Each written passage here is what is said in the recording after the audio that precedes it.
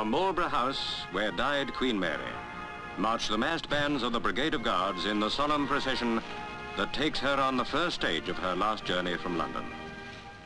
Only 13 months ago, Queen Mary had watched her own son's funeral procession from Marlborough House. Now she is borne, as was he, upon a gun carriage, through the streets of the capital which she loved, and which loved her so dearly.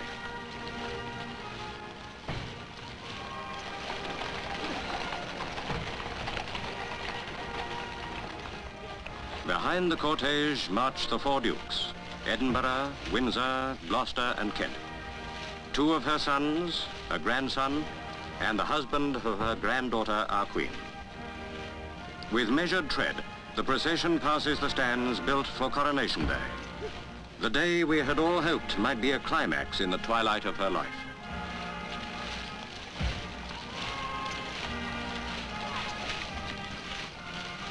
Troops of Queen Mary's own regiments march with arms reversed behind the coffin as it moves slowly down the Mall.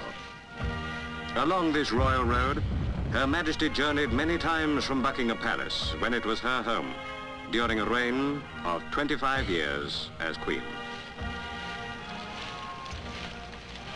Londoners, her own people, watch in silence as the cortege turns into Horseguards Parade.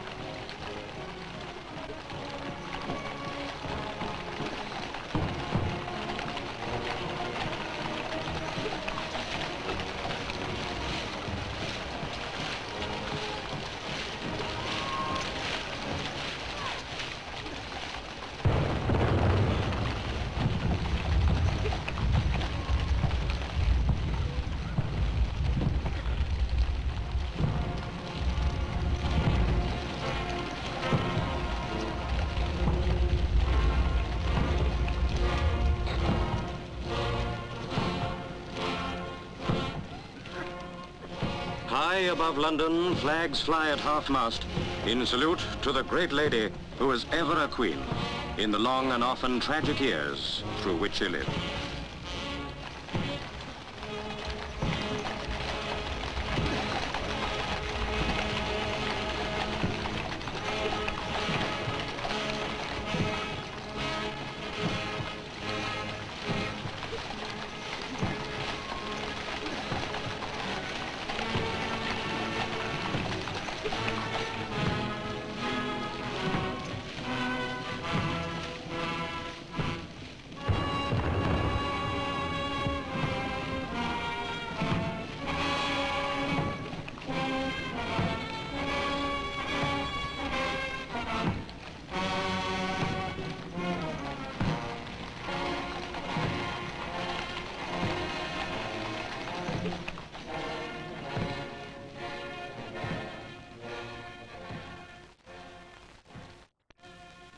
The royal car arrives at Westminster Hall, and the Archbishop of Canterbury meets the ladies of the royal household, Her Majesty the Queen Mother, and Princess Margaret, all in sombre black.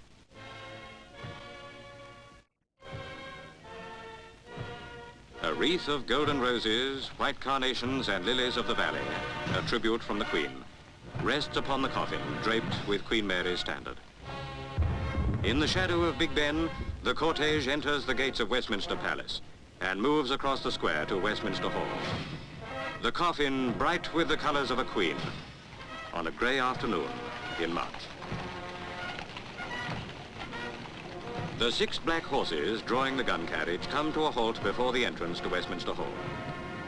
The Guard of Honour presents arms, and 8 bearers of the Queen's Company of the Grenadier Guards lift the coffin upon their shoulders.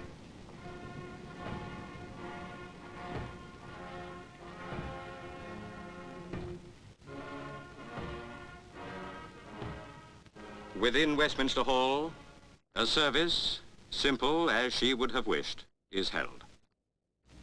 And then to pay their own personal tributes to the great lady now at rest, come the ordinary people.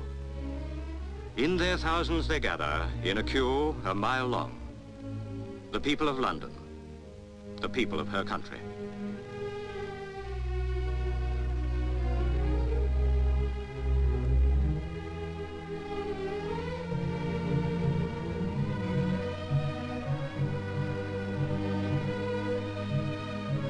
For more than 2 hours they wait, silent in their grief. Here, only a year ago, they waited to honor her son.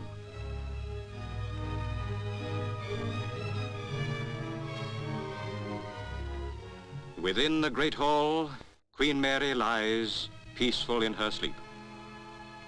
Upon the catafalque is draped the Alexandra pall, the same richly embroidered cloth that was used for the lying in state of the unknown warrior, Queen Alexandra and King George V.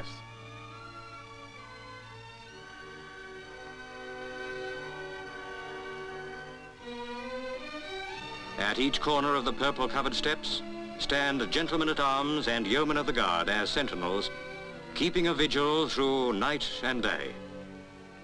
At the head of the catafalque stands the Golden Cross from Westminster. A queen is at rest. A queen loved and admired by all. A queen who will live forever in our hearts.